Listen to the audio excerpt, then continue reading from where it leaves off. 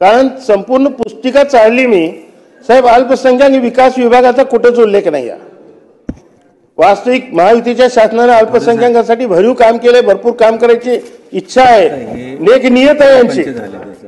पण तेच सांगतोय ना की अल्पसंख्याक विकास विभागामार्फत त्या ठिकाणी कुठलीही तरतूद या ठिकाणी दाखवलेली नाही किंवा मागणी दाखवलेली नाही। पण आमच्यासारख्याला प्रश्न पडतो की आपण मार्टी सारखी संस्था स्थापन केली आहे, अल्पसंख्याकांना विविध लाभ देण्याचं आपण या ठिकाणी धोरण आखलेलं आहे, आणि त्यासाठी मग मार्टीच्या स्थापनेसाठी आपण काय केलंय, त्याच्या स्थापनेसाठी, त्याच्या इस्टॅब्लिशमेंटसाठी म्हणून, त्या ठिकाणी स्थापन करण्यासाठी म्हणून आपल्याला जो निधी लागणार आहे त्याचा उल्लेख कुठेच दिसून येत नाही।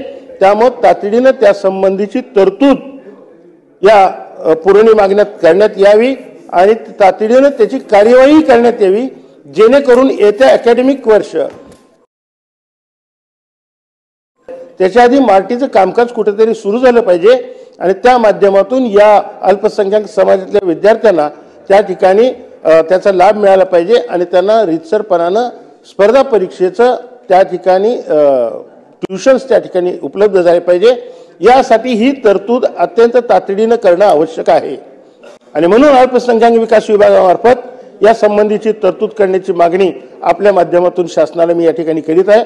या दोन्ही मागण्या निश्चितपणानं गंभीर स्वरूपाच्या आहेत, उगाच भारूड काहीतरी मांडायचं म्हणून उभारलेलं नाही, केवळ दोनच मी बाबी आपल्या निदर्शनास आणलेल्या आहेत। आपण निश्चितपणानं शासनाच्या माध्यमातून त्या कराल अशी अपेक्षा आहे आणि पुनश्च एकदा शासनाला त्यासाठी माझी विनंती आहे। जय हिंद, जय महाराष्ट्र।